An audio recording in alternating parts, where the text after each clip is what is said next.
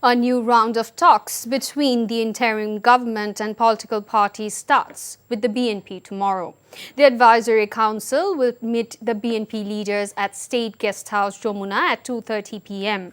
BNP's Secretary General Mirza Fakhrul Islam Alamgir is to lead the BNP delegation, while Chief Advisor Professor Mohammad Yunus will lead the Advisory Council.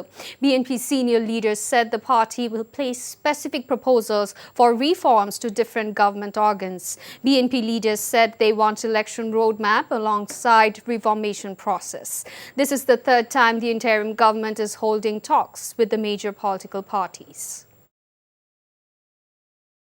যত দ্রুত সম্ভব নির্বাচন দিয়ে তারা সরকার থেকে বিদায় নেবে তত এই সরকারের জন্য মঙ্গল, এই দেশের জনগণের জন্য মঙ্গল, গণতন্ত্রের জন্য মঙ্গল। যদি এই সরকার যদি আন্তরিক হয়, এখন থেকে তারা যদি পজিটিভ ইতিবাচক কর্মসূচি গ্রহণ করে 18 মাসের আগেই এটা সম্ভব। আমাদের অগ্রাধিকারের মধ্যে নির্বাচনের রোডম্যাপ এবং নির্বাচন অনুষ্ঠান সংক্রান্ত যে সমস্ত রিলেটেড সংস্কার আছে ওগুলোর বিষয়ে আমাদের কথা থাকবে।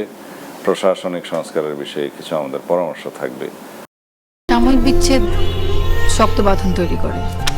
মানসিক দৃঢ়তায় আমি লোহা আগুনে পুড়িয়েছি ভালো কিছু পাবো বলে। তোর মধ্যে কোনো গলদ বুদ্ধি? আমার ভুল থাকতে পারে, আমার মধ্যে মিথ্যা নেই। ওরা কি বললো না বললো তাতে কি তোমার এমন রিয়েক্ট করতে হবে? তুমি সব সময় ভালো মানুষ হয়ে থাকতে চাও, তাই না? সবাই ভালো মানুষ, তুমি অযোগ্য। বাসে না কেউ ভালো, ডাকে না কেউ কাছে,